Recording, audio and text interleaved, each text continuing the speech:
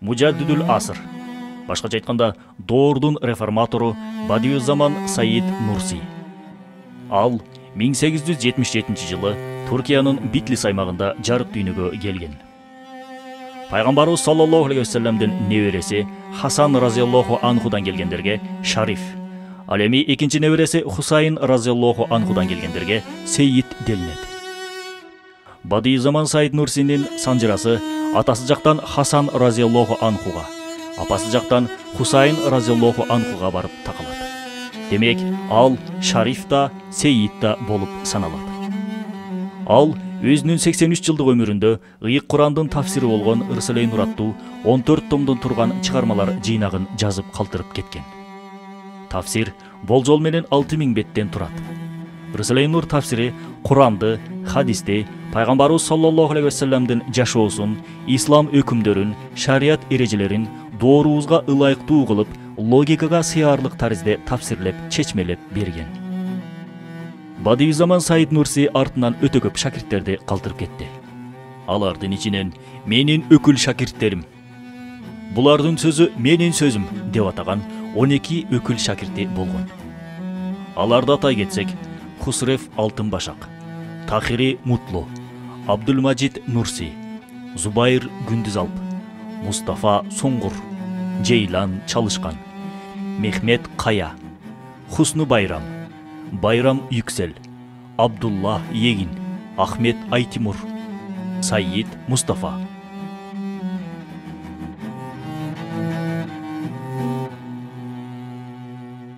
Бул фильм Изги студиясы тарабынан үндөрү коштолду.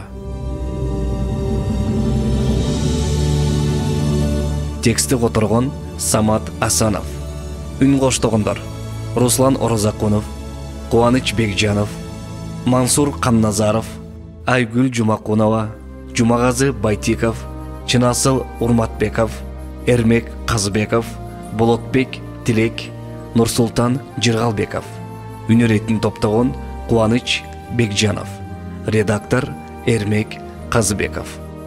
Улуу инсандардын жашоосун карап жатканда, инсан бөлөк бир ааламга кирип кеткенин байкабай калат. Көөдөнүн таптаза сезимдер жана жалындаган от ээлеп алат. Аллахтын берекеси байырлайт. Сүйүнчү аба, сүйүнчү! Сүйүнчү!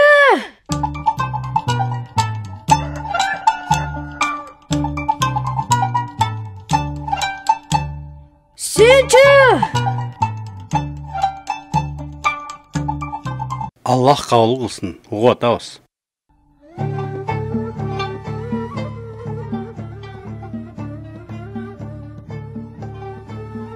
Сүйүнчү!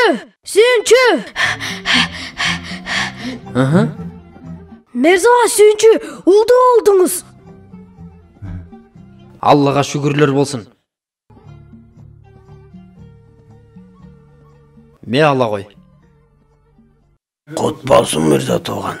Кот болсун. Атын ким деп коесуң? Мен билбейм. Чоң атасы Али мырза билет.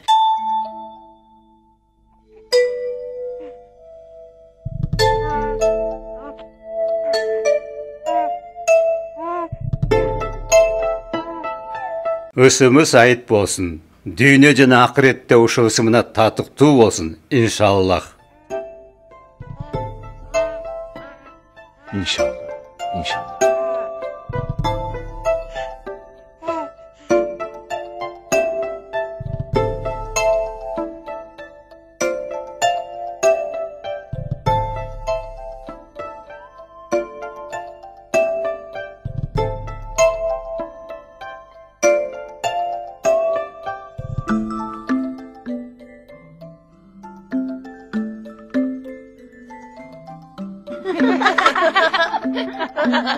О, Саид, кандайсың? Колуңда баягы эле кагаз. Берсең кагазыңды. Бербейт го түмөлө. Баары бир бербейт, убара болбой эле койгула. Оюңан кайтпайсың, Саид.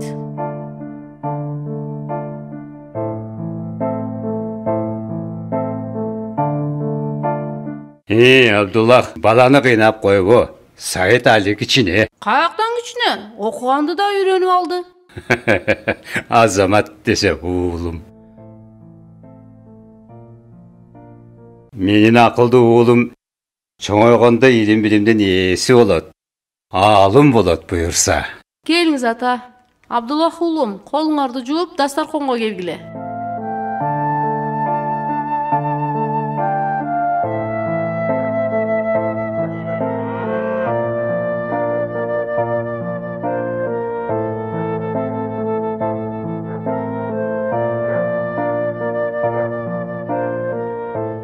Ийгилик болсун мырза тууган. Сайтты каяка алып баратасың? Сен де аман бол, Мустафа тууганым. Саит медресеге баргысы келет. Бирок Саит аябай эле кичинекей го. Болбой атпайбы? Ата, кечирип калбайлы, кеттик.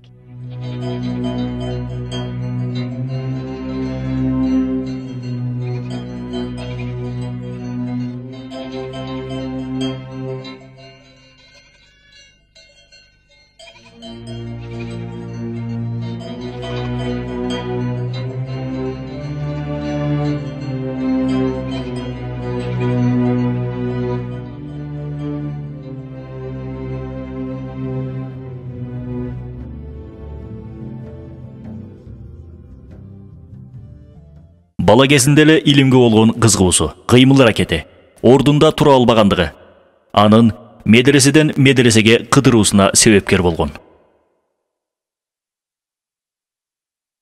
Мындан улам Сейит Нур Мухаммед медресесинде сабак ала баштайт.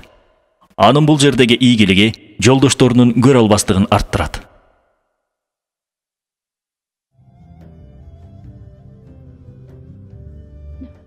Азыр көрөсүң. Баарын билет имиш. Ме сага. Ме сага. Ай, кана, бирбирден чыккыла.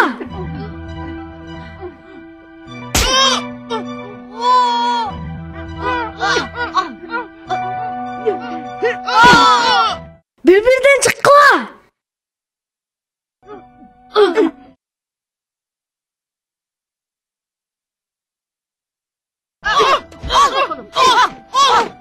Кана баскыла. Устат Сейит Мухаммед силер чакырып жатат.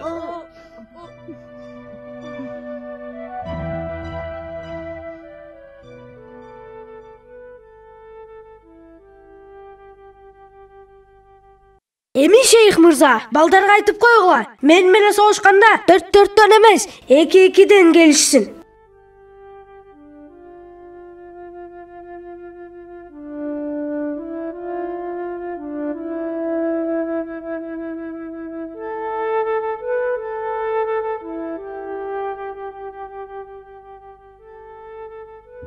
Тегеректеги бардык медреселерди бүтүрдүң. Мушташпаган жериң калган жокко, Саид. Эми эмне болосуң? Бирок адилетсиз нерсеге чыда албай атпайм ата. Балдардын баары менден чоң. Аларга күчүм жеткенче үйдө болом.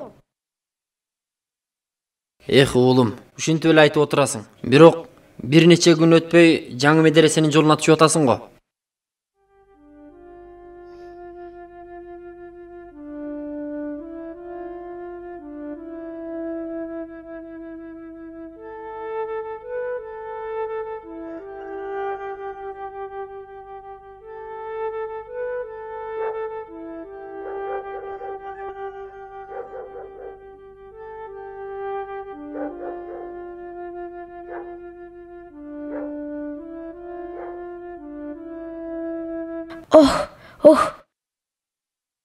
Жакшы эле болсун иншаллах.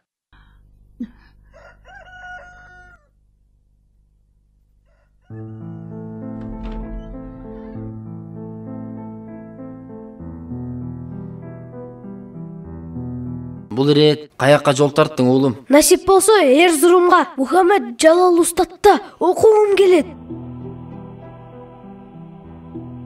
Сени токтотуу мүмкүн эмес иним. Барып келсең талкуу жүргүзөлү.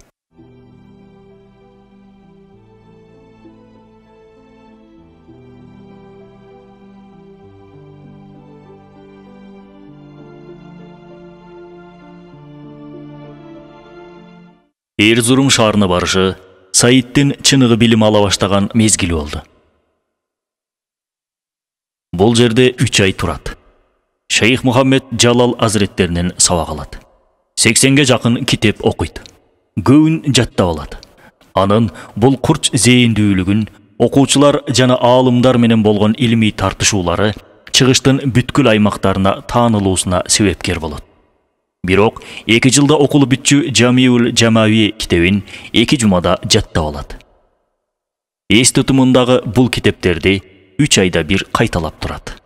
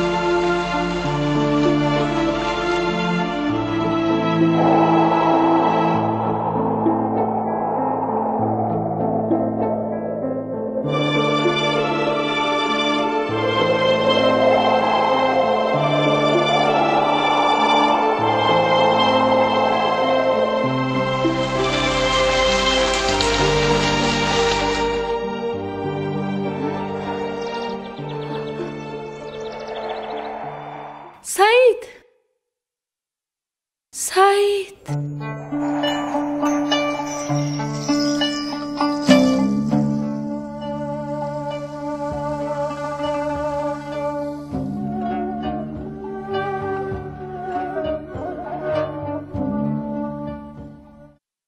Эрзурумдан кайткан соң, агасы Абдулла аны окуган китептеринен сынайт да, таң калганын жашыра албайт. Кайсыл китептен сурабасын, Саид бардык суроолорго жооп берет.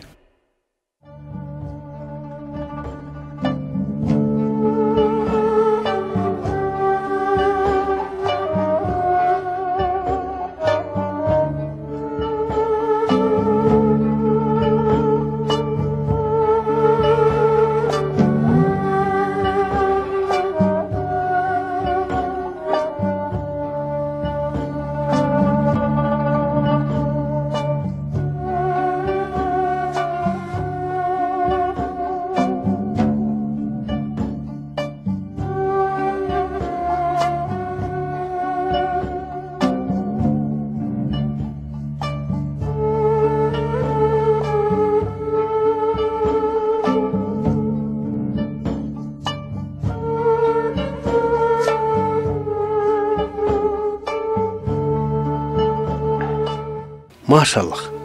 Эрзурумда 80 китепти окуп турчуң ата. Баарынан тең сынак жүргүздүм. Бардык суроолорума туура жооп берди.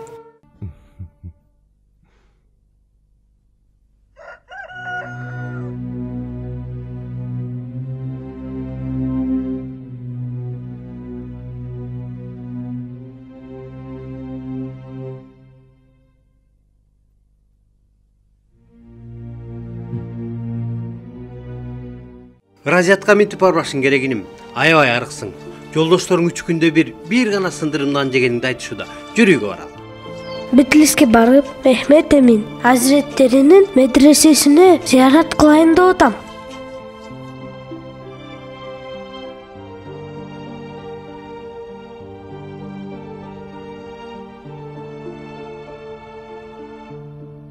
Анын бул курч зээндүүлүгү баарын таң калтырчу.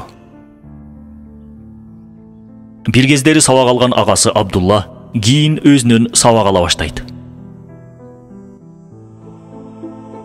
Ал тургай устатынын бул айткан сөзү анын жөндөмүн эң сонун түрдө айгинелечү. Фасубханалла.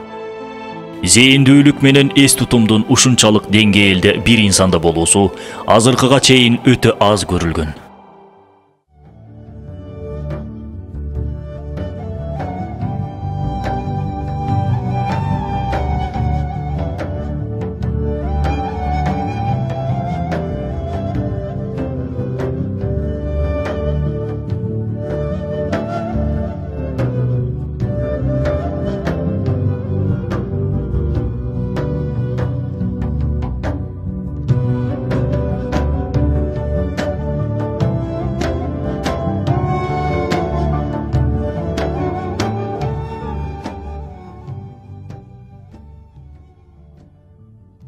Саид, сен эми аалымсың.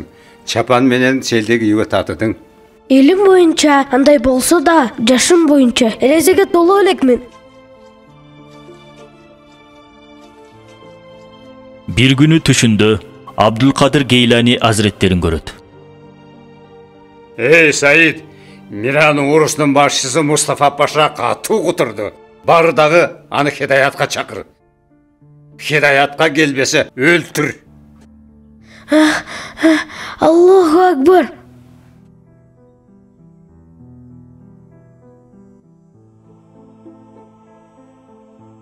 Саид бул түшүнөн кийин дароо Миран уруусунун башчысына барат.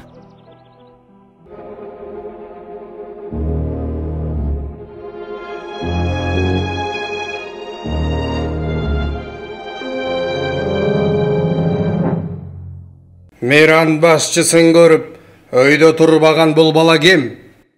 Мырзам, бул атактуу Молдо Саид. Анан айт, эмнеге келдиң? Эй паша, сизди хидаятка чакырганды келдим. Зомбулукту коесуң, жакшылыктын жолуна түшөсүң, жана намаз окуй баштайсың. Койчу, айткандарыңды кылбасамчы? Эгер кылбасаң, сени өлтүрөм.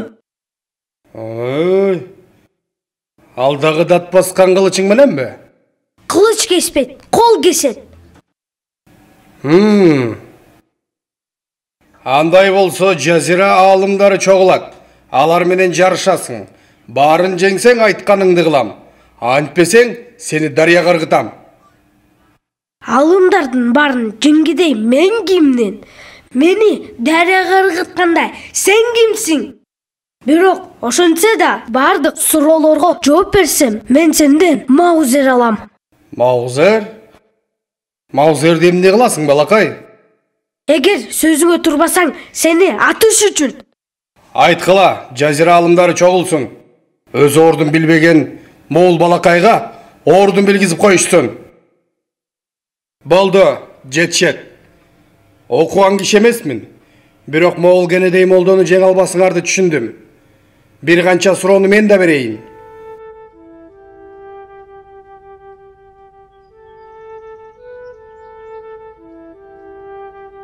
Саид жазира аалымдарынын бардык суроолоруна жооп берет. Ал тургай аалымдар ушунчалык таң калгандыктан алдындагы чайларын ичүүнү да унутуп коюшат. Саид алардын чайларынын баарын ичип коет. Муну көргөн Мустафа Паша таң калып калат. Болду, жетишет. Сен дагы бир нече суроо бер. Мен эч кимге суроо бербейм деп өзүмө убада бергем. Бирок мага суроо бергиңер келсе, жооп берүүгө даярмын. Болду. Тартышуу аяктады. Бирок кетелегимде оңдой кетчү нерсе бар. Бир суроонун жообун туура эмес берсем да, бирөөңөр да байкаган жоксуңар. Ошону оңдоп кетейин.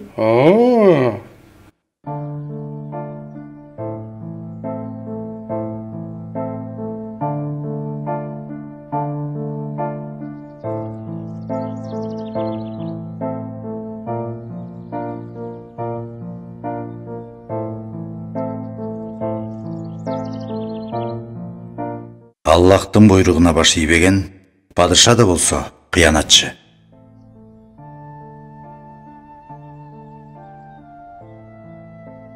Мага уруксат.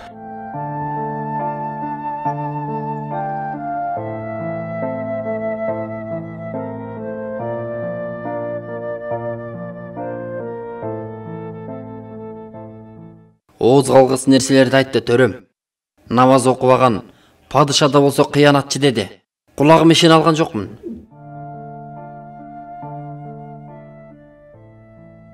Ошентип алгачкы сүргүн башталат. Эки жоокердин коштоосунда баратканда намаз убагы болуп калат. Устат кишенди чечкиле дейт. Суранычын бир нече жолу кайталаса да, жоокерлер кишенди чечүүгө укуктары жок экендигин айтышат.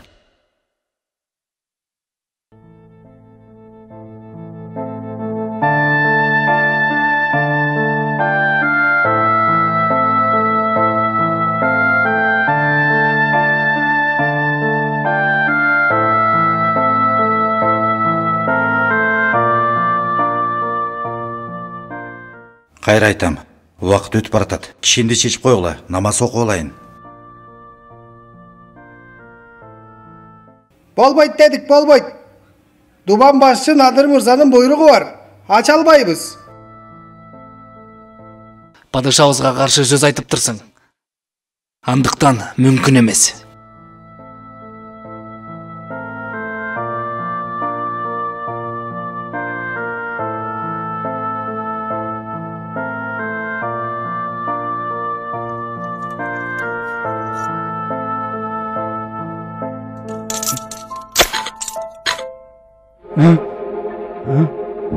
Кишенди кантип ачты?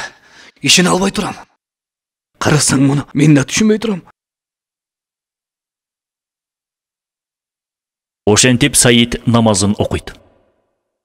Мунун сырын кийин сурагандарга бул да болсо намаздын керемети деп айтат.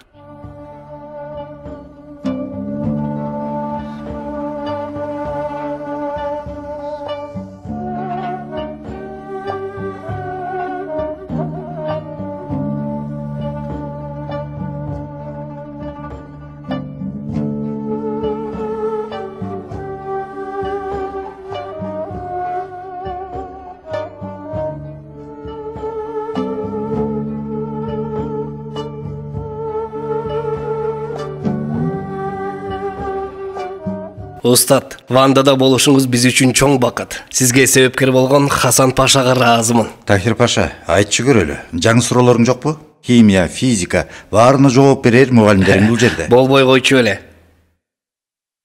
Ооба, эми түшүнүктүү болду суроолоруңдун кайдан келгени. Сага суроо жеткирүү оңой дейсиңби?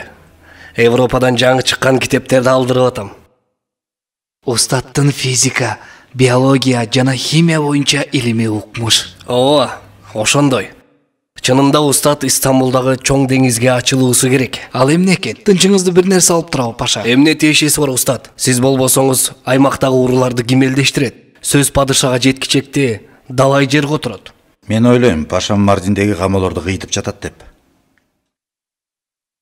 Бедиү замандын жашоомдун максаты деп атаган Зехра медресесинин элеси оюнан кеткен жок. Мына ушул жерге чоң медресе керек, Тахир Паша. Медреселердин консерватизмин, мектептердин дин коркуусун жеңе турган Египеттеги Аль-Асқар университетинин бир тууганы болгон Ислам университети. Билем, Зехра медресеси жакаңды бир заматка да кое бербей жаткан. Айтарым падышага бар. Бул мектептин аймак үчүн эбегейсиз маанилүүлүгү бар. Килейген Осман мамлекети илимий жакырланууга баратат. Жок, Паша, муну кыла албайм. Өзүмө 4 нерсени тыюу салгам. Бир да аалымга суроо бербөө. Эч кимден белек, маяны албоо, окуучуларым үчүн жардам албоо. Жана бул дүйнөдө мүлк чийбоо. Мектеп сеники да эмес, окуучулардыкы да эмес. Мектеп элдики. Падыша мындай сунушка сүйүнөт. Ван губернатор катары сунуштама кат жазам. Мектепке болгон муктаждыгыбызды айтам.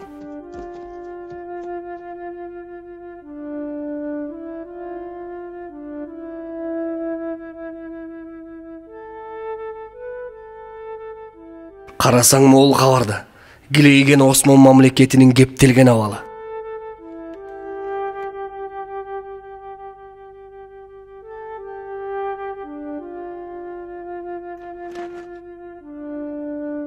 Стамбулга жөнөдүм пашам. Сени такыр көндүрө албай атпадым беле. Эмне болуп кетти анчалык? Англиянын колония иштеринин министри эмне дегенин карасаң пашам. Могул Куран мусулмандардын колунда турганча аларды карата албайбыз. Же бул китепти алардын колунан алып коюшубуз керек, же бул китепке аларды суутушубуз керек. Куран өчкүс жана өчүрүлгүс руханий күн экенин дүйнөгө көрсөтөм.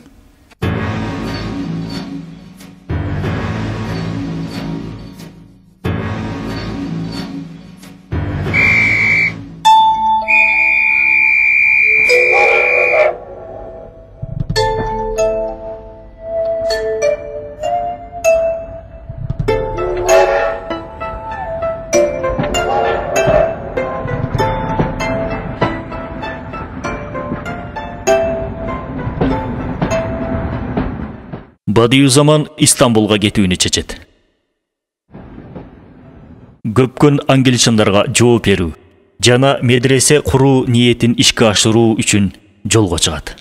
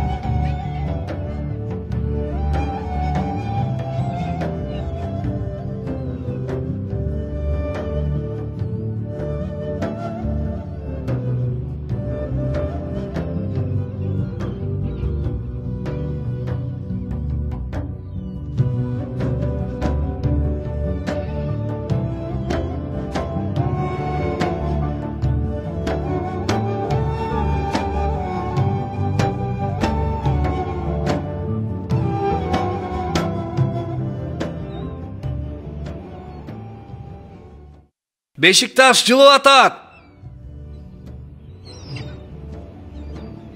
Кана Бешикташ. Бешикташ жылып атат.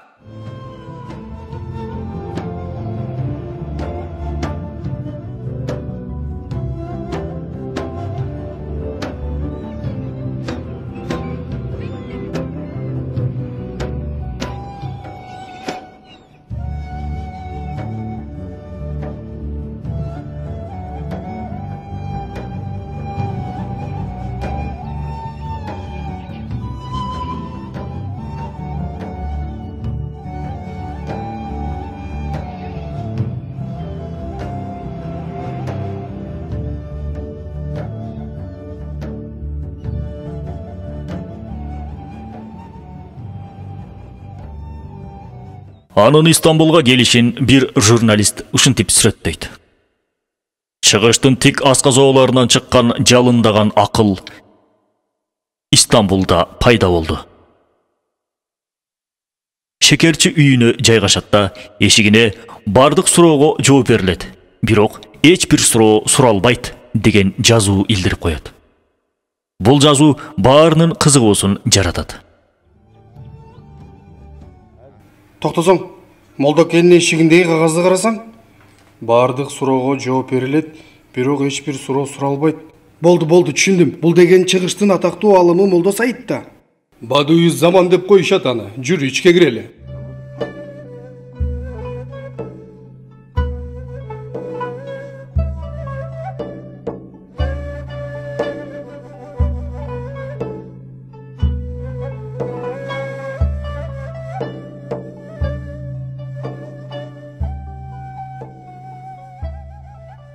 Осмон мамлекети менен Европа тууралуучу эмне дейсиз устат? Осмон өкмөтүнүн боюнда Европа бар. Европа сыяктуу өкмөттү тууйт. Европанын боюнда болсо исламият бар. Ал да бир күнү ислам мамлекетин тууйт. Мен да ушундай ойлочу элем. Бирок ал оюмду мындай кызыл тилдүүлүк менен айта алчу эмесмин. Устат, жөн түрктөр боюнча эмне дейсиз? Силер жөн түрктөр динди таарынтыңар. Аллахты наараза кылдыңар. Исламга мүшкүл жараттыңар. Мунун аягы албетте опурталдуу болот. Бул улутчулдук, эл көрсүнчүлүк, зомбулук, кайдыгерлик жана адашкандыктын натыйжасы. Демек сиз кызыл алма идеясына ишенбейсизби? Же болбосо ишенгиңиз келбейби? Мен бир пиязды 1000 кызыл алмага алмашпайм. Ислам бизге жетиштүү.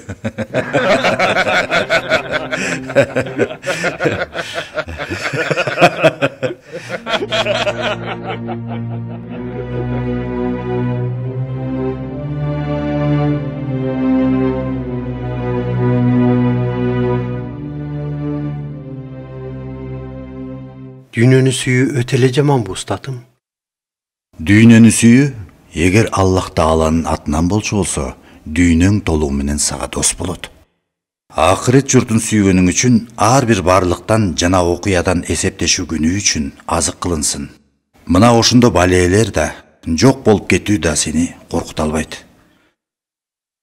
Толук жетилгендикте ошол мусапырканада мөөнөтүң келгенче тынчтыкта жашайсың. Кайдыгерликтеги сүйүүдөн бөлөк сүйүүбү бул? Кайдыгерликтегидей сүйсөң, машакаттуу, эзүүчү, боолуктурчу жазага өкүмдөлгөн акыбетти көздөй агып жөнөйсүң. Силердеги жаштык бир күнү кетет. Эгер силер Аллахтын ыраазычылыгын көздөбөсөңөр, жаштыгыңар ошол боюнча өтүп кетет да, башыңарга дүйнөдө да, көрдө да, акыретте да жыргалынан мурда балелер менен кайгы муңдарды алып келет. Эгер деле ислам тарбиясы менен ошол жаштык неаматына шүгүр катары ар намыстуу болуп, кулчулук кылсаңар, жаштыгыңар түбөлүктүү жаштыкка айланат. Экөөнүн ортосунда төпкөлүү жана тең салмак бар да, устатым? Албетте бар оолум. Бирок эң бактылуу киши дүйнөсү үчүн акыретти унутпаган, акыреттин болсо дүйнө үчүн курмандыкка чалбаган. Түбөлүктүү жашоосун дүйнө жашоосу үчүн талкалабаган, пайдасыз иштер менен өмүрүн өткөрбөгөн, өзүн мусапыр деп эсептеп, мусапыркананын ээсинин буйруктарына жараша кыймылдаган, жана эң акырында саламаттыкта көрдүн эшигин ачып, түбөлүк бакыт сарайына кире алган киши. Устатым, жаңы пикир агымы бар. Алар Аллахтын барлыгын четке кагышат. Ааламдык окусуктардын натыйжасында пайда болгонун айтышат.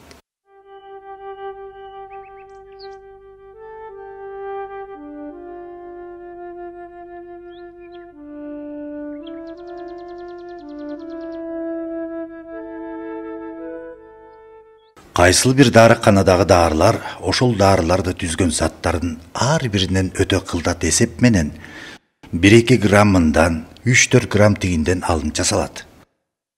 Эгер бирөөсүнөн 1-2 грамм ашыкча же кем алынса, ал дары касиетин жоготот.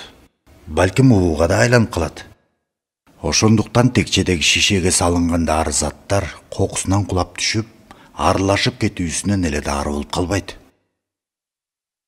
Кымындай акылы бар адам кокустуктан дары пайда болот деген пикирди кабыл кылбайт.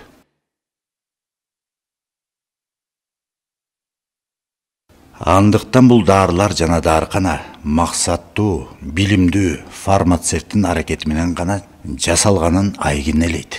Так ошондой эле бул дүйнөнүн курамы жөндөн жөн жаралып калган жок. Бизди курчап турган айланы чөйрөдөгү суу, таш, канчалаган элементтерди табияттын жана себептердин айынан пайда болуп калган деген киши, жогорудагы даарылар кокусунан аралашып кетип пайда болгон деген адамдан дагы акылсыз акмак. Ааламдагы бул аң сезим жана жоопкерчиликтин милдеткери болгон акылы барлар муну кантип четке кагышат? Көздү жумуу менен күндү жок кыла албайсыңар. Аалам атомдон планеталарга чейин өтө кылдат эсеп жана билгичтик менен кокустукка ыктымал бербеген санс барлыктын байланышы менен милдетин аткарат.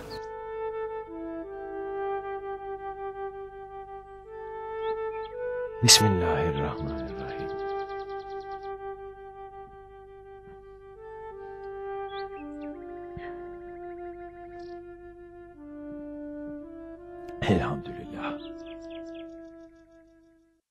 Асманда кээ бирлери дүйнөдөн 1000 эсе чоң асман телалары, замбиректердин огунан 70 эсе ылдам айланышат. Бири-бири менен кагылышпай кыдырышат, боштукта тиреги жок турушат. Өчпөстөн, майлары, газдар, бензиндери түгөнбөстөн тынымсыз жанып турушат.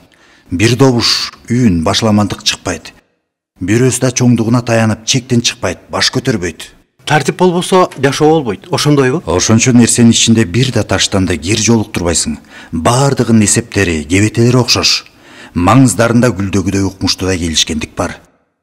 Күндүз күн аркылуу жер жүзүн көргөн инсандар ар кечте кино тасмаларын көрүп аткандай, түндүн караңгысында айбаттуу амал кыймылдардан пайда болгон сахналарга назар салышат. Бул укмуштуудай башкаруу менен тартиптен чыккан акыйкат ааламдын жаратуучусунун баардыгына далил. Өкүмдарым, мактоо албетте сизге гана таандык. Бирок баарын билем деген, баардык суроого жооп берем деген адам жинди деп айтылат.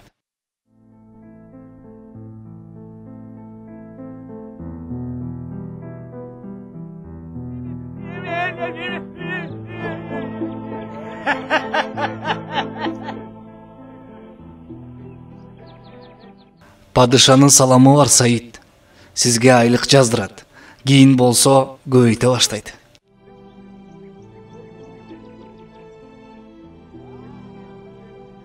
Мен айлыктын тилемчиси эмесмин. Өзүм үчүн эмес, элим үчүн келдим. Беребиздигин айлыгы оозумду басуу үчүн эле. Падышаны четке кагып атасың. Буйрук четке кагылбайт. Падыша, урматтуу пайгамбарыбыздын жолунда жүргөндө гана ага моюн сунса болот.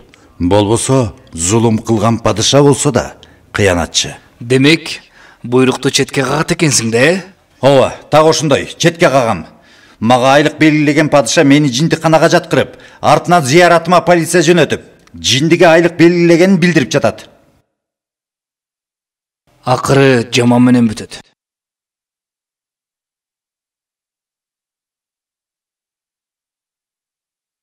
Медресе боюнча кайрылууңуз парламентте каралып жатат, Саид мырза. Айлыкты алдыга коюп, илимди артка түртүшүңүз кайсыл себептен болду экен? Менин пайдамды элдин пайдасынан жогору койдуңузбу? Муну кандай түшүнсөм болот? Мен эркин жашадым. Эркиндиктин чексиз майданы болгон тоолордо чоңойдум. Мага ачуулануу пайда бербейт. Кааласаңыз сүргүнгө айдагыла мени. Хизанга болобу? Йеменге болобу? Ыраазымын. Ошондо сиз кошоматтыктан, мен болсо жогорудан кулап бир жеримди оорутуп алуудан кутулган болом. Ошондо эмне дегин келип атат? Сиз тууралуу алыстан жакшы ойлойт элек. Жакындан көргөндө жаңылганыбызды билдик. Могул жиндикана баардык нерсени түшүндүрүп жатат. Булардын баары үчүн сизге рахмат айтам. Анткени сиз тууралуу жаман ойлобой жакшы ойлочумун. Акыры аяңыңызды көрүүгө катуу шаштыңыз. Билгениңерди кылып алгыла. Стамбулга келатканда эле башымды канжыгага байлагам.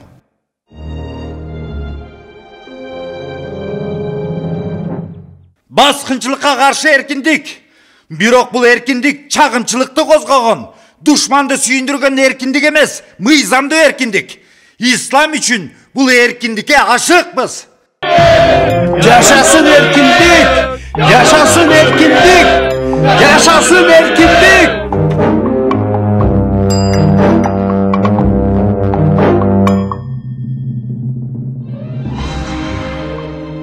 Бадиюзаман Истанбулда жүргөндө 31 март окуялары башталат. Ошондон кийин ал да соттолот.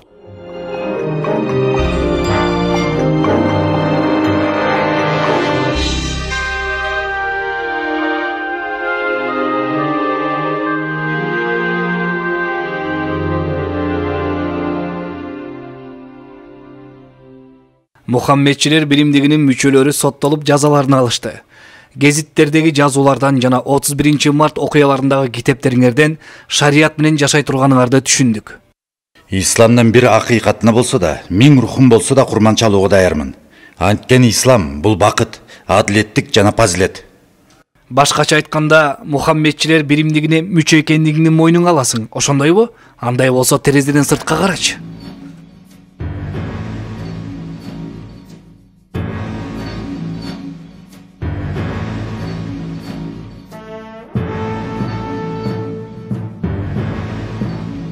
Анын эң кичине мүчөсү болуума да сыймыктанам. Эмне? Моюнга алып атабы? Асылат! Менин аныктоом боюнча, бул биримдикке талапкер болбогондор динсиздер. Эмне дейт бул? Эмне дейт? Тынчтангыла.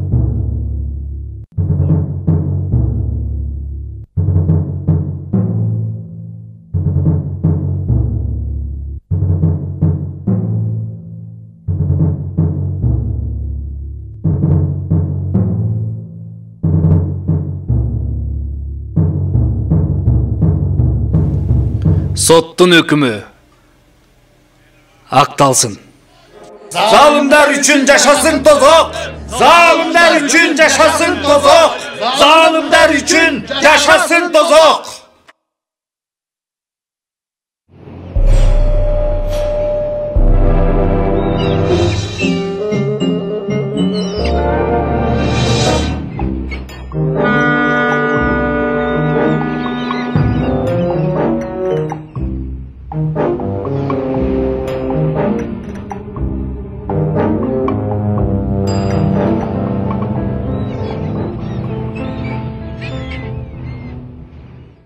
Кетип атам, эй заңгыраган Стамбул. Бир туугандыкты жана тереңдикти сенин жинди канаң менен түрмөңдө көрдүм. Кош бол эй, үлпөт көйнөкчөн кемпир. Уулу балга окшойсуң. Маданияттын кийимин кийген жапайы кишиге окшойсуң. Келбетиңди көргөндөр сени канчалык маданияттуу деп эсептешти экен. Ахлагың, кумарпоздугуң, жаман ниетиң менен ушунчалык бир жапайысың. Сени ойлогон сайын эл көрсүнчүлүк сөзүн эстейм. Устат Истамбулда көпкө калбайт. Батуми жол менен Ванга жетүү үчүн кеме менен жүрүп олтурат. Ванда кайрадан элге сабак бере баштайт. Аллахтын барлыгын, инсандардын адеп ахлактык баалуулуктарынын кандай болушу керектигин насаат кылат. Кээде чайканада, кээде айылдагы үйлөрдө элге исламдын жакшылыктарын баяндап, окуучу тарбиялап окутууну улантат. Андан соң Дамаск алымдары аны чакырышат. Ал Дамаск шаарына барып, Амави мечитинде көпчүлүгүн аалымдар түзгөн 10 000 киши чогулган жыйында хутба окуйт. Мактоо ааламдардын рабисине болсун. Анын элчиси Мухаммед алейхи салату вассаламга болсун. Шам шаарыны уламасынын чакыруусу менен бир туугандарыма мына ушул кутба менен кайрылуу насип болду. Бир туугандарым, чачырап турган жана сыздап аткан ислам ааламынын алды чоң оорусу бар. Бул алты ооруну Куран бейтапканасында айыктырууга мүмкүн. Бул оорулардын биринчиси үмүтсүздүктүн терилиши. Экинчиси күнүмдүк турмушта ыкластын, ак ниеттин жоголушу. Үчүнчүсү душмандыкты сүйүү. Төртүнчүсү бири-бирине байлаган нурду боолордун билинбеши. Бешинчиси бөлөк оорулар менен кошо чоңойгон баскынчы ой пикирлер. Алтынчысы жардамдашуу деген түшүнүктүү жеке пайдасынан тышкары жайылтпоо. Болгон күчүм менен айтам, алдыга жылуу улутубуз болгон исламияттын алдыга жылышы жана акыйкаттын көрүнүшү менен гана мүмкүн болот. Биздин душманыбыз сабатсыздык, зарылчылык жана келишпестиктер. Бул үч душманга искусство, илим, билим жана биримдик куралы менен күрөшөбүз. Айрымчылык биримдик эмес, бөлүнүүгө себеп. Исламдын саясаты өзүнүн чыгышы керек. Бөлөкө курал жана тепкич болбошу керек. Мусулмандар кайдыгерликке түшүп таарынышты. Христиандык болсо, табигый илимдер менен маданиятты өзүнө мүлк кылып, бул эки курал аркылуу үстөмдүккө жетишти.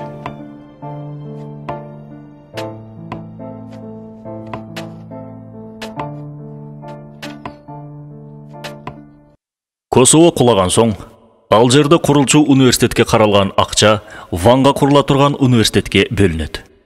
Ошентип, устат өмүрүмдүн максаты деп атаган Зехра медресесинин пайдубалын Ванда салышат. Шакирттери менен күн түндөбөй иштешет.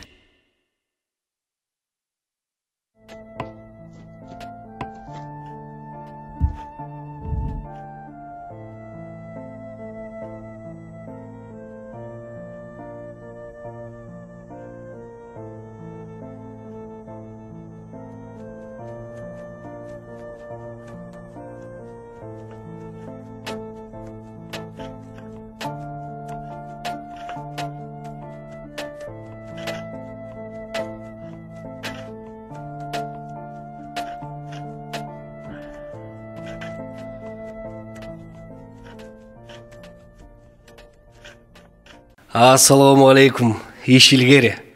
Ислам ааламына жакшылыгы тиет буюрса. Алейкум салам, Тахир Паша.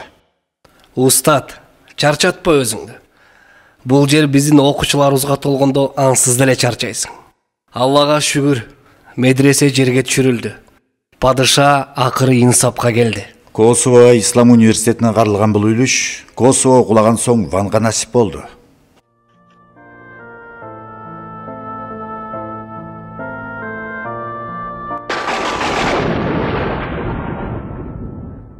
Жамгыр жаайт.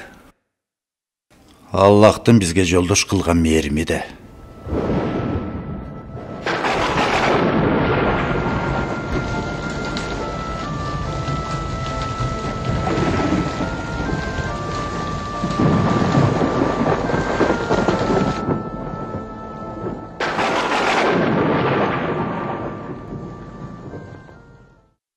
Катуу жаан жаап, иштерге тыным берилет.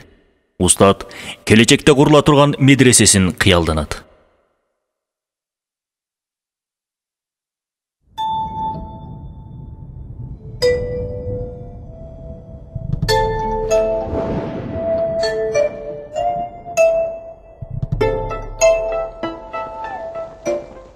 Устат, ойлуусуң? Мындай эле, медресебиз көз алдыма келе түштү, Тахир Паша.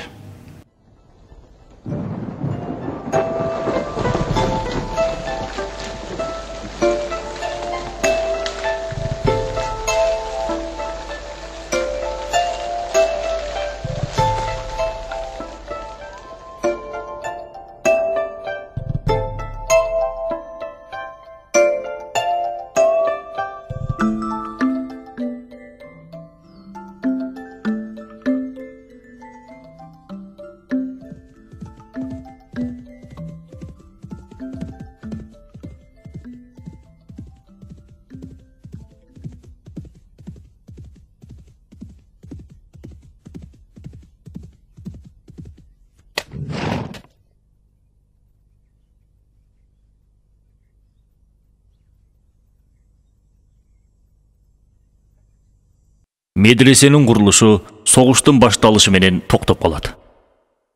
Бадиюззаман окуучулары менен бирге согушка жөнөйт.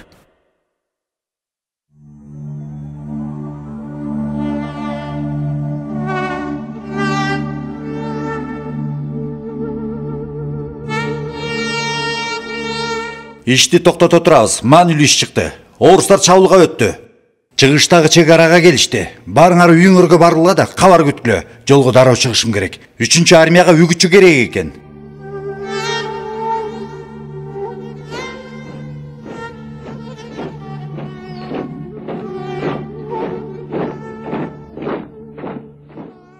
Дагы башка нерселерди кылышы мүмкүн. Душман күтпөгөн нерселерди ойлош керек. Абдан туура айтасың, устатым. Мен да ошонтип ойлойм. Жарандык ыктыярчылар топторун түзүш керек. Пашам, мен ыктыярчылар полкун түзүүгө даярмын. Полкпу? Абдан жакшы. Үзгүлтүксүз байланышта болобуз. Анда 3-чү армиянын иши жеңилдеген болот. Мындан кийин сабактарды фронтто кылабыз. Душмандын басмырлоосу астында сабак кылынбайт. Эмесе баарың ишке кириш. Ат, курал, тамак ашкамдап пасинге жөнөйбүз.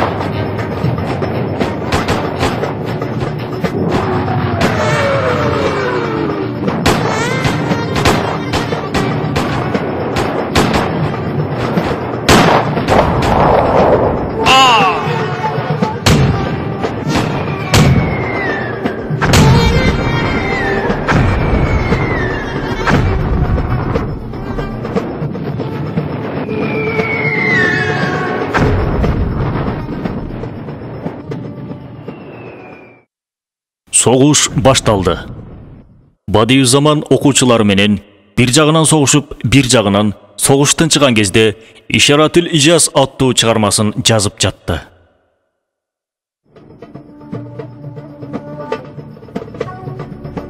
Ванда армян кыргыны жүрүп атат деп айтышууда. Орустардын курчоосу болсо уланууда. 6 айда тажрыйбаны жакшы эле топтодук.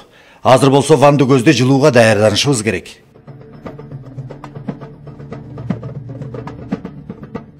Атышы басаңдай түштү окшойт. Тафсирди уланталы. Макул устатым, мен даярмын.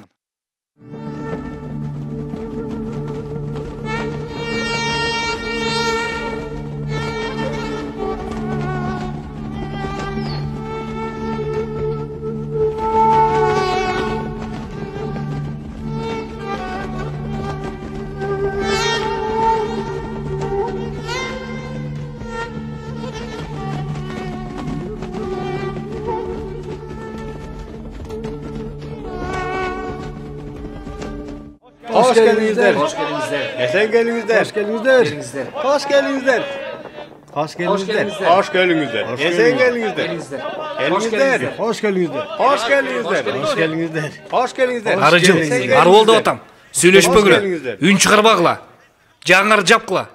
Үнүңөрү чыгарбагыла дейм. Бул кайсы балдар? Армяндар биздин балдарды жыйнап атышат. Биз да алардын балдарын жыйнап атабыз. Балдарды кое тургула. Согушка катышпагандарга тийбегиле. Булар ким?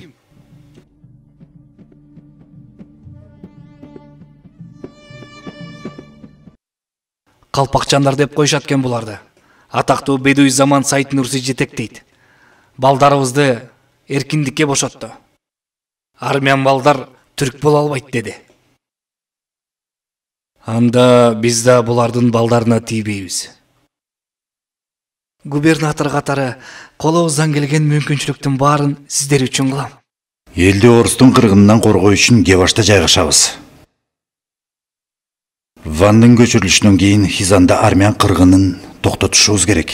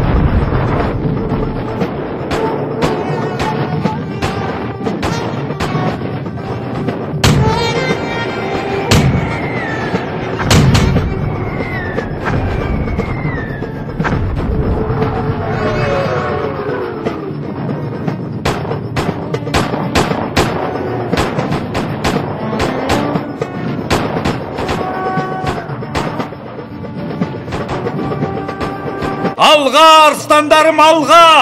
Аллах жолында сілерге өлім жоқ. Алдыға арыстандарым!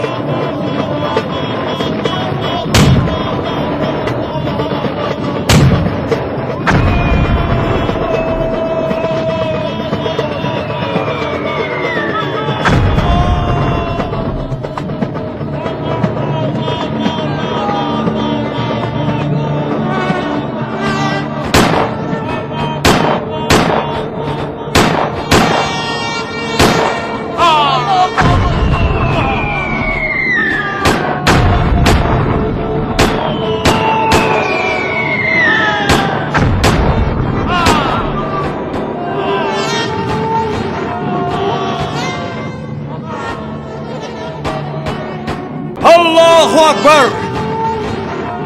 Allahu Akbar!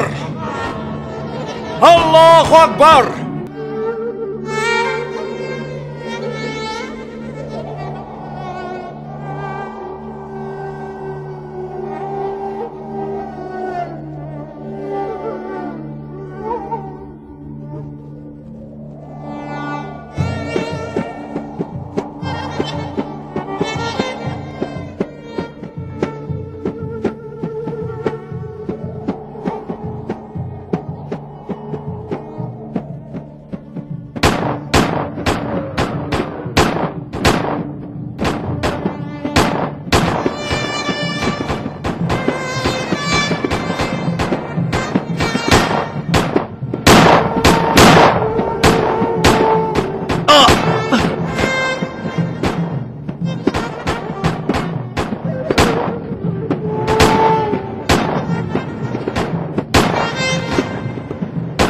14 замберек ок дары-дармектер Битрис Татван позициясындагы бөлүктөрүбүзгө жеткирилди. Жакшы. Бул жерден чегинип атышат. Башка фронттон мындан катуу кол салышат.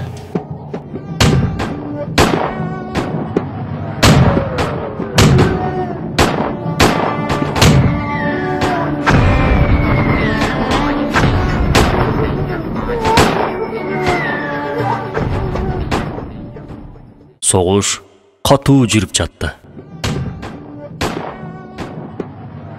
Бул кырчылдашкан салгылашууда устат эң кадырлуу окуучусу Хабиб менен жээни Убайттан айрылды.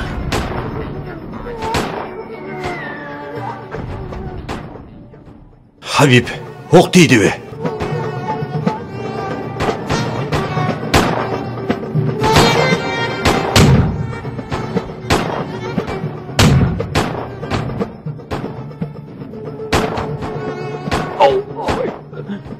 Убайт, жээним. 34 саат сууда курчоодо калган соң, устат тутконго түшүп, лагерге жеткирилет.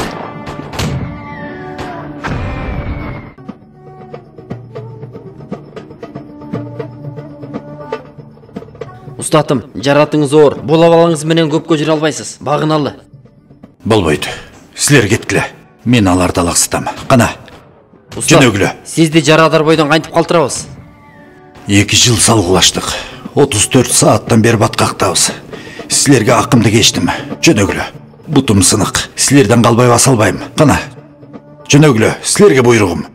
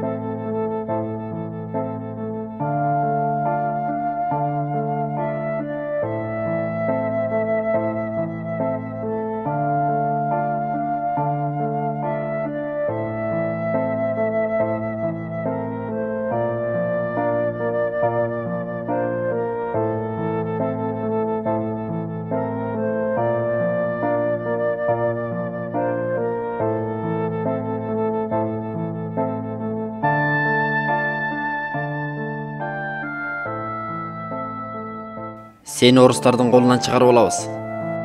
Бирок мындан кийин биз күрттөрдүн көз карандыгы сыздыгы үчүн күрөшөбүз. Тагыраак айтканда орустар менен иштешип, Осмон мамлекетине каршы иштешим керек экен да, Ооба, жакшылап ойлон. Сага бизге башчы болушуңду сунуштап атам. Бул жерден сени Костромага жеткиришет. Ал жерде болсо шарты өтө катаал. Мен бул туткундукту сунуштаган башчылыгыңа алмашпайм.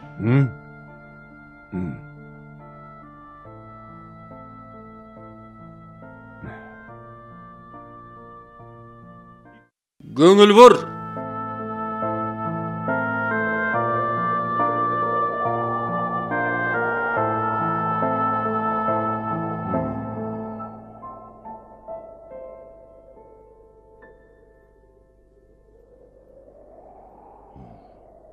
Sen meni tanıgan joksun ba? Таныдым. Падышанын тайкеси Кавказ фронтунун аскер башчысы Николай Николаевичсиң. Анда эмне үчүн турбайсың? Ыймандын кадыры үчүн. Мен Аллага ишенем. Ыйманы жок бирөөнүн алдында бутка турбайм. Ошондойбу? Мунуң мага армияга жана падышага кылган акарат. Дароо аскери сот түзөлсөн. Устатым, булардын такырын сагы жок. Кечирим сурап коюңуз. Ыйманыма каршы аракет кыла албайм. Өкүмдү жарыялайм. Өлүмгө тартылсын. Айтар сөзүң барбы? Өлүм жазаңар о дүйнөгө кетүүмдү камсыздай турган паспорт болуп берет. 2 рекет намаз окуп алайын. Макул.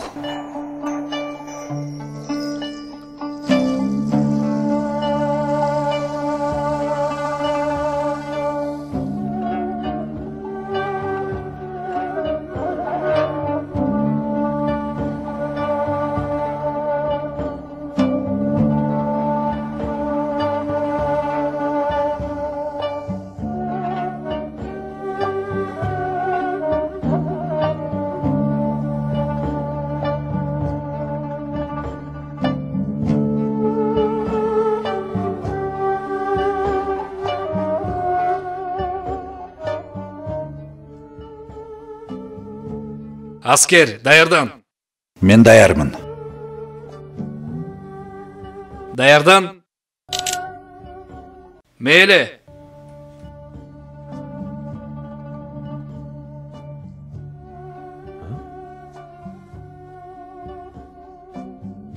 Бул эр жүрөктүк ыйман менен гана болот.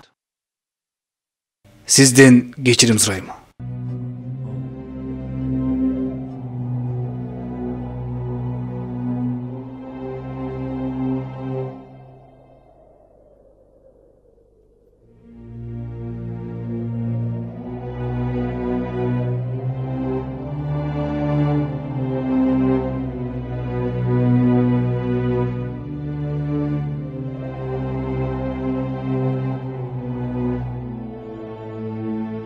Чирip кетебиz бул жерде. Аллахтан үміт үзген болбойт. Ибадаттарыбызды аксатпашыбыз керек. Дуаны токтотпойлу. Устат, дайыма дуа кылам, бирок кабыл болбойт да. Бала дарыгерге үн катат. Дарыгер айта кой дейт. Бала мага тетиги дарыны бер дейт. Дарыгер баланын сураган дарысын берет, же оорусуна керектүү бөлөк дарыны берет. Же болбосо зыяндуу деп бир да дарыны бербейт. Дуанын бир канча түрлөрү бар. Аны Аллах гана кабыл кылат. Максатка жетиштин бир гана жолу бул дуа. Ар бир нерсени ээсинен сурагандан бөлөк жол жок. Пенденин кылган сыйынуусуна Аллах муктаж эмес. Бул үчүн дуа гана кылмак бар. Командирим, туткундардын арасында Бадиуз Заман Саид Нурси деген аалым бар. Анан Ага уруксаат берсеңиз, мечитте намаз окутуп, бизге сабак берсе дейбиз, командирим. анан качып кетсечи? Биз кепил болобуз. Эгер качып кетсе, экөөңдү анын ордуна киргизем. Кол коюп тышка чыгат. Кечки намаздан соң кол коюп кирет. Түшүнүктүүбү? Аман болуңуз, командирим. Командирим, буфетке жаңы түрлөрдү алып келдик. Дагы бир нерсе керек болсо айтып коюңуз. Макул, тактайын. Инсан бул дүйнө мусапырканасынын көрүүчүсү. Балалыктан кабырга чейин уланган өмүр саякатында ар бир жылы, ар бир мезгили бөлөк-бөлөк бакчада. Инсан жашоосун акырын-акырындан көнүшүп тааныйт. Ошол көнүп таануусу адатка айланганда, жашоонун кереметин көрүүсүнө тоскоол болот дагы, көзүнө көнүмүш адаттын көшөгөсү тартылат. Инсан кыялданганда бул дүйнөгө даярдык көрүп келгендей туйлат. Көзүнө көрүнгөн курчап турган ар бир нерселерден өзүн бул дүйнөгө кандайча келгендигин сурайт. Жараткан ошол ар бир курчап турган нерселер аркылуу адамга "Мени кара, сен бул дүйнөгө келгениңди мен аркылуу гана биле аласың" дейт. Ал адамга кантип келгендигин асмандан, күндөн, жерден, жамгырдан, деңиз толкундарынан, дарыялардан, бак-дарактардан жана курчап турган кереметтерге суроо салганда бир гана жооп алат. Алардан "Мени оку" деген үндү угат. Мына ушуга ишенүүңөр керек. Ассаламу алейкум. Ва алейкум салам. Бул жерден кутулгун келеби? Лагердин сыртында турганда эч жерге кетпейм. Ода бергем. Лагерден качкың келсе, кийимиңди кийип чыгып кетесиң. Сага жардам берүүгө даярмын. Бадиуз Заман араб кишинин кийимин кийип алып, лагерден качып чыгат. Натыйжада узун машакаттуу сапар башталат.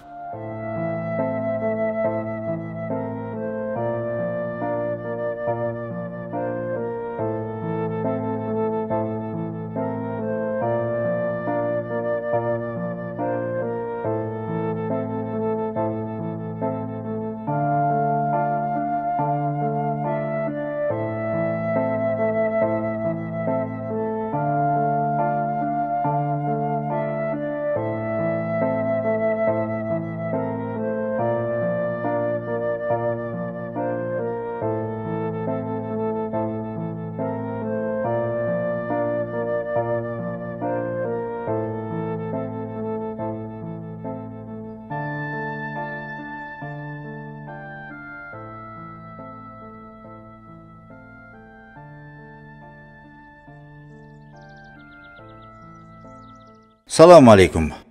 Алейкум ассалам. Кош келипсиң жолоочум. Тарткан кыйынчылыктарыңыз болсо да 3 нерсени такыр калтырбаш керек. азанды үн чыгарып окуу, жамаат менен намаз окуу, Куран сабагын алуу жана окутуу. Эми чарчадыңыз, бери аз эс алыңыз. Эртең менен жолду түшүндүрүп берем. Ленинград аркылуу Германияга, андан ары Петербург аркылуу Варшава, Вена, андан соң Аллахтын уруксаты менен Истанбулга. Аллах сенден разы болсун.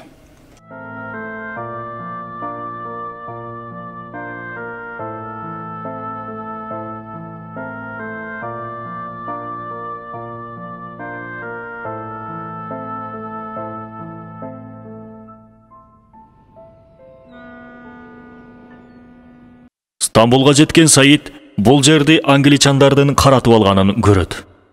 Бул жерден күрөшүүнү улантат. Анан Анкарага чакырылат.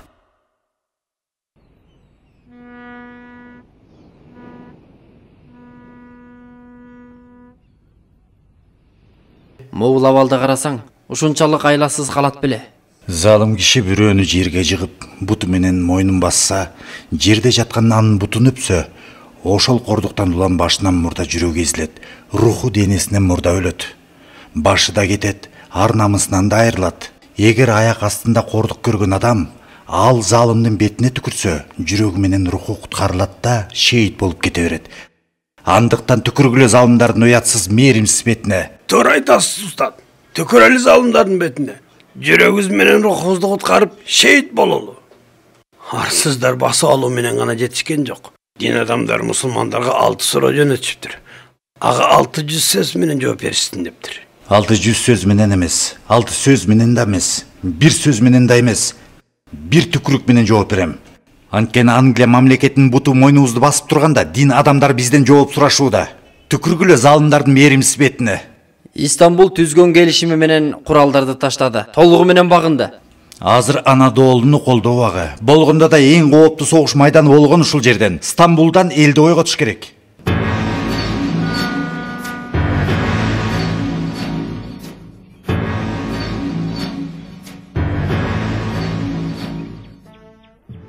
Жолдоштор, Истанбул өкмөтү англичандардын баскынчылыгынын жыйынтыгында улуттук боштондук күрөшүнө каршы фатвасын жарыялады. Бирок бул фатвага каршы аалымдарыбыздан Бадиуззаман Саид Нурси да өз фатвасын жарыялады. Гезитте жарыяланган бул фатвасында мындай дейт: Ислам ааламын Анадолу үчүн, Анадолуну Истанбул үчүн, Истанбулду бийлик үчүн курманчалуу кыянаттык. Бул кыянаттыкты падыша Вахтеттинде эмес, эң алсыз киши да кыла албайт. Коркутуп чыгарылган бул фатвага баш ийген болбойт. Саид Нурси англичандар түзгөн коомдук пикирди бузуу үчүн 6 кадам аттуу рисале жарыялап, элдин руханиятын күчтөндүргүсү келип жатат.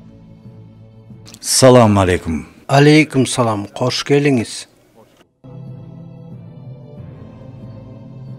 Аллахтын жардамы менен жеткен бул жеңиштин уланышы үчүн шүгүр кылуу керек. Мусулмандар исламияттан улам силерди жакшы көрүшөт. Сиз сыяктуу эр жүрөк алым бизге керек. Бийик ой пикириңизден пайдаланалы деп сизди чакырсак, сиз ишти намаздан баштадыңыз. Бул жекече вазипа. Ооба, ошондой. Анткени Аллахтын алдында вазипасын аткарбаган кишинин улуттун алдында вазипасын толук аткарарына ишенбейм. Аллахка ибадат кылбаганды кулга сыйынуудан сактай турган кайсыл күч бар, айтсаңыз? Депутаттарга сүйлөгөн сөзүмө ыраазы болбогон көрүнөсүз. Бул эмнеге окшойт, билесизби? Ислам ааламын чоң мечитке окшотчу болсок, бул мечиттин ичи тышында кызыктай кишилер бар. Акылы жок, бейбаш балдарга окшогон кошоматчылар, селсаяк адеп ахлаксыздарга окшогон батышчыл динсиз сөрөйлөр, чет элдиктердин кумарпоз көрүүчүлөрүнө окшогон журналисттер бар. Эгер бул кишилер исламга тескери иш аракет кылып, адепсиздик кылышса, чет элдиктер тарабынан шылдыңга алынуулары менен биргеле жактырылышат дагы. Бирок ислам аалымынын жек көрүүсүнө калышат. Эгер бул адам туруп сонун таризде Куран окуса, башкача айтканда Аллахтын буйруктарын айтса, акыйкатка суусаган бүткүл инсандардын жана мусулмандардын кадырлоосун утуп алат. Антпесечи? Антпесе ал адам сыймыктанган өтүмүшүн жана салих адамдардын нурду жолунан чыгып, эл көрсүнчүлүк, кумарпоздук, атактаңк жана бидаат жолун тандаса, бүткүл акыйкат жолоочулардын жана ыйман ээлеринин назарында эң төмөн даражага түшөт.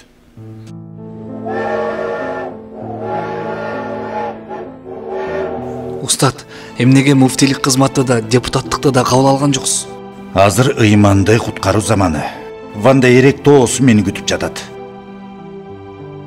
Бадиуззаман Амалкой Кемал Ататүрктүн сунуштаган губернаторлук муфтийлик кызматынан баш тартып, саясаттан оолак болуп, дин кызматын баштоого бел байлайт. Натыйжада эски Саид доору бүтүп, жаңы Саид доору башталат. Устатым, жакшылыктын маңызын билиш үчүн жамандык болобу? Инсан жамандыгы үчүн толук жоопкер.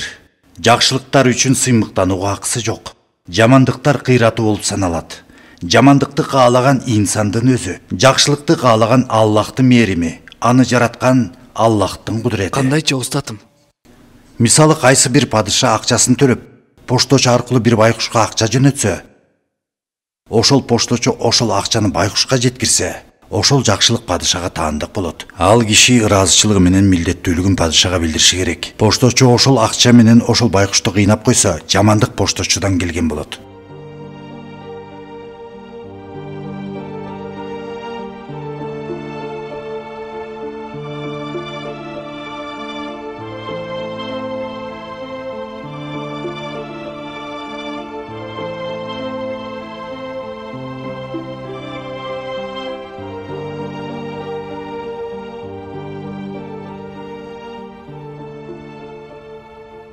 Жаш кезинде Ая Софияда баян айтып жүрдүм. Мечит жык жыйма толчу. Ичкериге кирүү мүмкүн болбой калчу. Мына ошол жамаатка берген баамымды силерге да берем. Биз ким болуп калыптырбыз дей көрбөгүлө. Могул аралда 10 жыл туруп, 50 окуучу тарбиялап өстүрсөм, ал окуучулар менен исламды бүткүл дүйнөгө жайып, ааламды багындыра алам.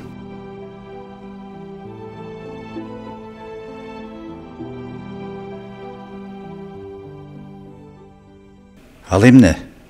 Курмандык.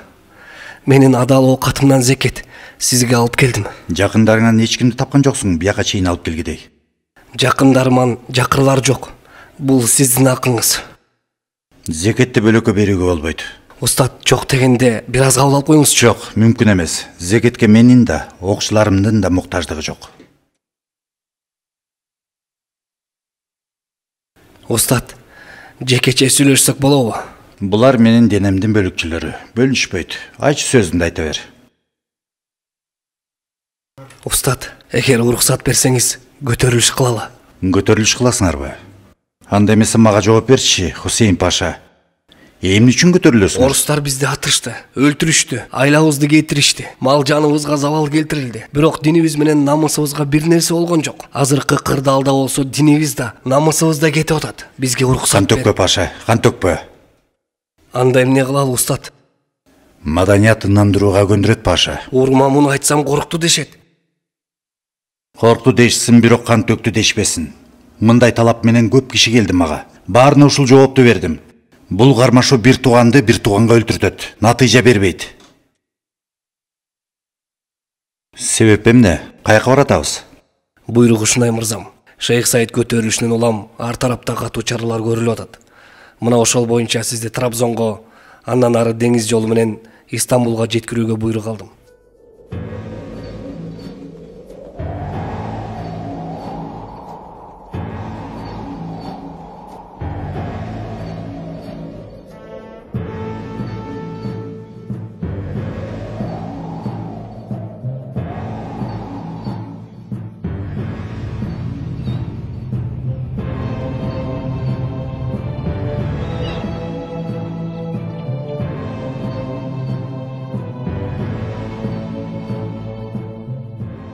Устат, айтыңызчы, сизди каяка алып баратышат?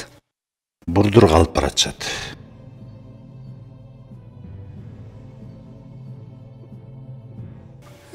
Кыйнап эле атышат бул эр жүрөк аалымды. 20 күн мурун алып келишкен. Айып таап алышкан жок.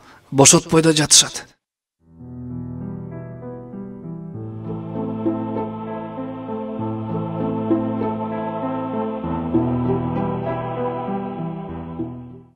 Кемал Ататүрк Саид Нурсини барлага сүргүндөйт.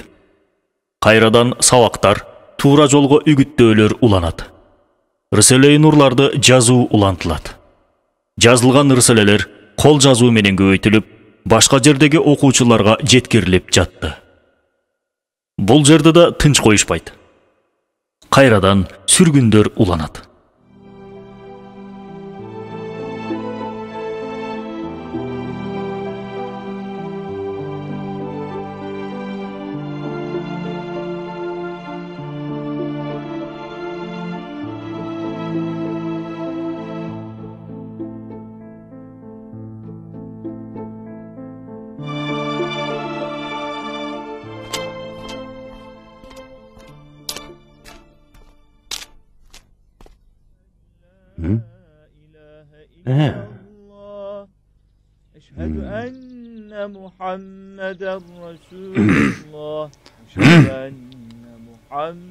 Мына эми кармадык.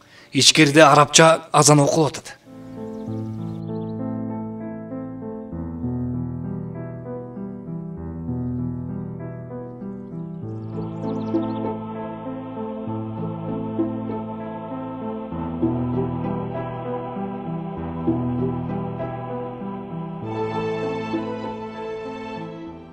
Кана, батыраак болгула дедим. Мырзам, сиз да мындан кийин Спартада көзөмөл астында болосуз. 8 жылыбыз өттү бул айылда. Уруксат бергиле, коштошуп алалы. Жок, болбойт. Көрсөтмө берүүгө тийиштүү жерге барабыз. Эмнеге полицияга баратабыз, түшүнбөй турам. Бул жашка келсем да эмгиче тынч койбойсуңар. Качан тынч коесуңар бул карыны? Өлгү чөктү. Аллахтын мери менен үмүт кылам. Өлүмүм тирүүлүгүмөн артык динге кызмат кылаарына жана өлүмүм башыңарга бомбадай жарыларына.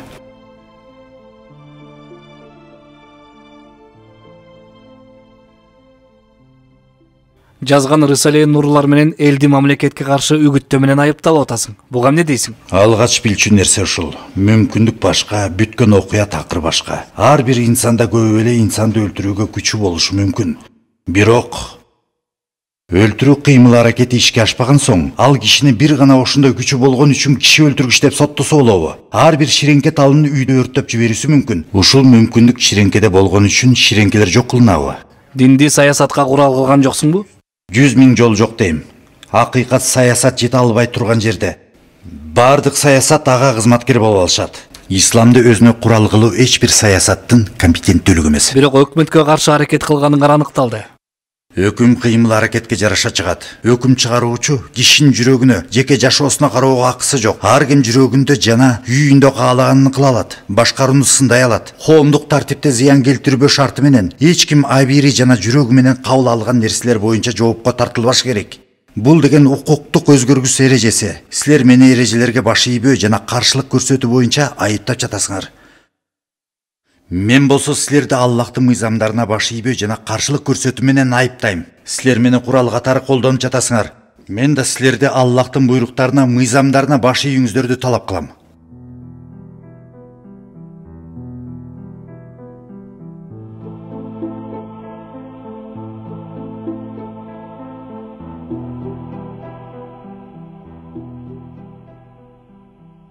Өкүм. Соттук коллегия Саид Нурсиге 11 ай, ысымдары атыла турган 12 кишиге 6 ай, эркинен ажыратуу каралсын. 105 киши акталсын. Бөлөк айтар сөзүң барбы, Саид Нурси? Мен сыяктуу кишилерге, кыз ала качкандарга, мал уурларга берилген 1 жылдык эркинен ажыратуу жазасы берилбеш керек. Мага же 101 жыл, же өлүм жазасы берилет, же татыктуу жерге алып барылат. Инсандын баалуулугун аныктаган анын ыйманы, үстүндө чагылып көрүнгөн Аллахтын санаттар жана рабани ысымдардын оймо чийимилер инсандын кадырын арттырат. Инсанды материалдык баалуулуктар төмөндөтөт. Ичинде шамы күйбөгөн люстранын жасалга кооздугу, чыныгы маңызына чыкпайт. Кыялдагы бир окуяда бет маңдай турган 2 бийик тоо көрдүм. Тоолордун ортосуна көпүрө салынган экен да, мен үстүндө туруп турмун. Көпүрөнүн асты зоо экен. Ошол коркунуч ичинде чөнтөгүмдөн араң үлбүрөгөн кол чырагым чыгарсам, жырткычтар, ажыдаарлар, арстандар чыгып атты. Бул кол чырак башыма бале турбайбы дедим да аскадан ыргытып талкаладым. Бир кезде дүйнөнү жаркыраткан электр лампасынын баскычын тийип алгансып, караңгы бир заматта тарап, бардык нерсенин акыйкаты көрүндү. Карасам ал көпүрө ирет тартипте түздүктөгү укмуштуудай бир жол. Ал көрүстөн инсандар кубанып жашаган жээн, сол тарабы эң жагымдуу сайран жана майрам жери, жырткычтар момун кызматчылар экен. Аллахка ыйман келтирүүдөн келген тынчтыктуу аяттарды окуп, ал кыялдуу окуядан ойгондум. Дос кааласаң, Аллах жетет. Жолдош кааласаң, Куран жетет. Душман кааласаң, напси жетет. Байлык кааласаң, каниет жетет. Насыйкат кааласаң, өлүм жетет.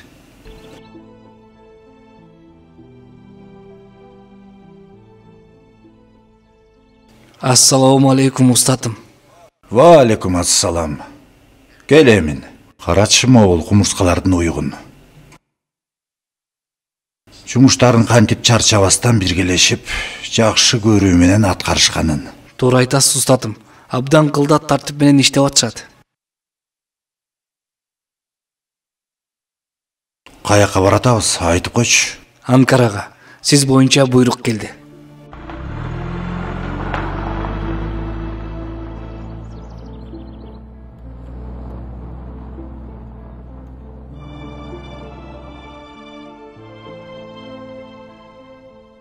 Көкбеттигин кой. Шапке кийесиң Молдоке. Чеч селдеңди. Бул селде могул баш менен гана кетет. Силерге эскертип коеюн. Курандын тафсири болгон Рисалеи Нур менен салгылашпагыла. Ал жеңилбейт. Мамлекетке убалы болот. Башка жерге көчүп кетет. Кайрадан жарык чача баштайт. Демек жазгандарыңды жактап атасың да, туурабы? Чачтарымдын санынча башым болсо, күндө бирден кессе да, акыйкаттын булагы болгон Куранга курман болгон бул баш акыйкатты четке каккандарга ийилбейт.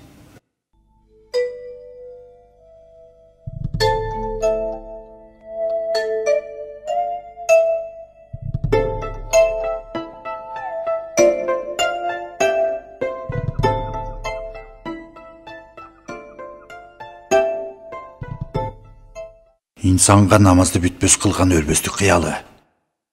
Багымдат намазынан кийин бешинди кылаарын, анын артынан асырдын келерин, напси менен шайтандын оозунан уккан адам кудум кийинки намаздын убагына чейин жашаарын гарантиялаган сыяктуу ойлойт. Ооба, ар бир өлүм эки намаз ортосунда келет. Окуган намаз акыркы намазы болуп калышы мүмкүн. Ошон үчүн инсан ар бир кылган намазын акыркы деп окушу керек. Намаз окубаган инсан сажда кылбаган чеке жана ыраазычылык кылбаган абири менен кетпөөгө аракет кылышы керек. Анын үстүнө намаз окуган адамдын бөлүк убакыттары да ибадат катары эсептелет. Намаз кийин берилчү неаматтарга алдын ала берилген төлөм эмес, мурда берилгендерге кийин кылына турган ыраазычылык болуп саналат.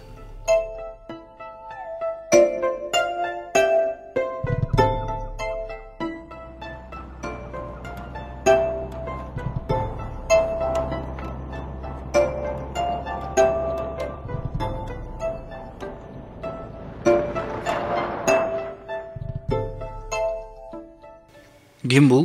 Каяка алып бартасыңар? Аябай чоң алым экен. Деңиздеги түрмө үйүнөн чыкты. Эмирдакта көзөмөлдө болот. Чоң алым болсо, эмне түрмөдөн түрмөгө айдап атасыңар? Мен аткаруучумун. Жогору жактан сура.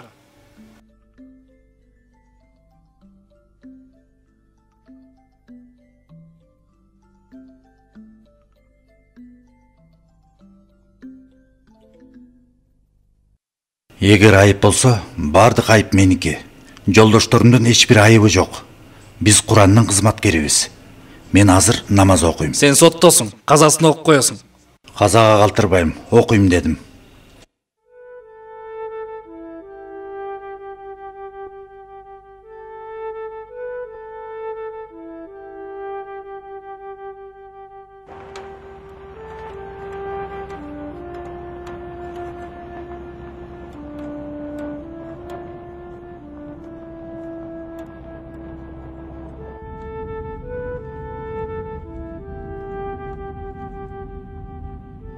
Молдоке, келдик. Стамбулдабыз. Сотуңар эртең. Уктап калдыңбы? Картайып шайманы жок. Сени уккан жок.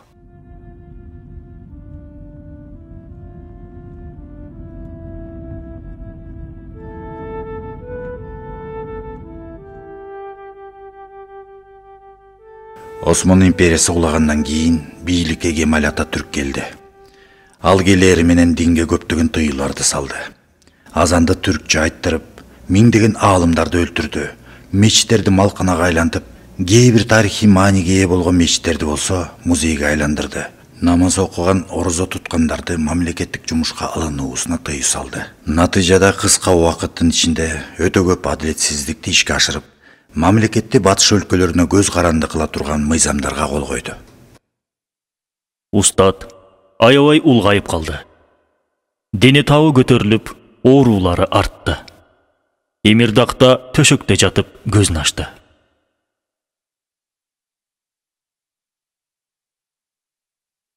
Устат көзүн ачып атат. Зубейр, каяктабыз? Эмирдактабыз устатым. Кетели. Кайка кетебиз устатым? Урфага.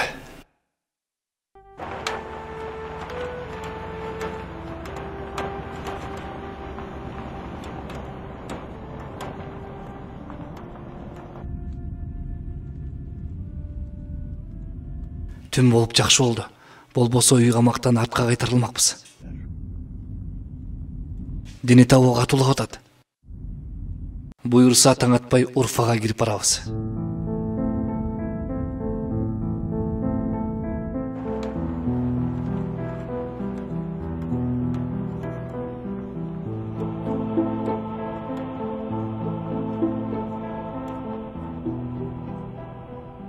Пайгамбарыбыз саллаллаху алейхи вассаламды түшүндө көрөт. Ал саллаллаху алейхи вассалам ага Урфага барууну жана жашоосуна чекит коюлаарын айтат.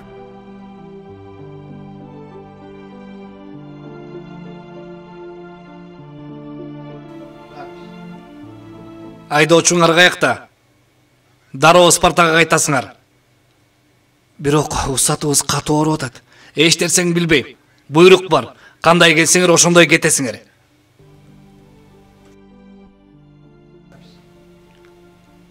Мындай абалы менен жол жүрө албайт. Дене табы өтө жогору, 40 градус.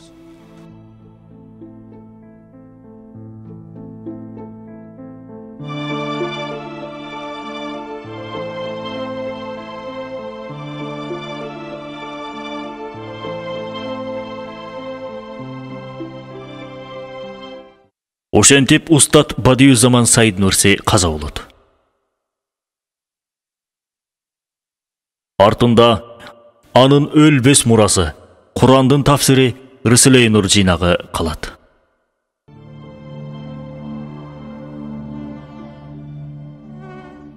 Мен элдин ыйманын куткар жолунда дүйнөмдү да, акыретимди да курман чалдым. 80 жылдык бүт өмүрүм боюнча дүйнө жыргалаттуу нерсени көргөн жокмун. Бүткүл өмүрүм согуш талааларында, туткун зындандарында, мамлекеттин түрмөлөрүндө жана сотторунда өттү. Мен тартпаган жапа, көрбөгөн азап калган жок. Аскери соттордо киши өлтүргөн кылмышкердей эле мамиле көрдүм. Сил саяк сымал аймактан аймакка сүргүндөлдүм. Мамлекеттин түрмөлөрүндө айлар бою жолугушуулардан четтетилдим. Далай жолу ууландырылдым. Түрлүү түркүн кемсинтүүлөргө кабылдым. Учурлар болду. Тирүүлүктө 1000 эсе өлүмдү артык көрдүм. Эгер диним жан кыйыгы тыйы салбаганда, азыр Саид эбак топурак астында чирип жатмак. Менин мүнөзүм кордо кемсинтүүлөргө чыдабайт. Бирок исламдагы ар-намыс менен каармандык мени мындай абалда катуу тыят. Мына ушундай абалга түшкөндө бет алдымда ким турбасын? Кааласа эң зөөкүр залым, душман болгон канкор аскер башчы турса да, ийилбейм, жалынбайм. Зулумдугун, канкордугун бетине айтам. Мени зынданга салабы, даргага алып барабы? Эч эте бара албайм. Акырыда ушундай болду. Булардын баарын көрдүм. Бир нече мүнөттө ошол канкор аскер башчынын жүрөгү, абийири, зомбулугун уланта алганда, Саид эбак асылган болмок, бейкүнөөлүүлөрдүн тизмесин толуктамак. Ошентип менин жашоом ушундай кыйынчылык, машакаттар, балекеттер менен өттү. Элдин ыйманы, бакыты жана саламаттыгынын жолунда нафсим менен дүйнөмдү курмандыкка чалдым, кечтим. Элдин ыйман саламаттыгынын жолунда акыретимди да курмандыкка чалдым. Көздөмдө бейишти самоо да жок, тозоктон корку да жок. 20 миллион түрк эли гана эмес, 100 миллион бүткүл ислам жамаатынын ыйманы үчүн бир гана Саид эмес, 1000 Саид курмандыкка чалынсын. Кураныбыз жер жүзүндө жамаатсыз калчу болсо, бейишти да каалабайм. Ал жерде мен үчүн зындан болуп калат. Мусулман бир туугандарымдын ыйманын саламаттыкта көрсөм, тозоктун жалындарында да күйүүгө ыраазымын.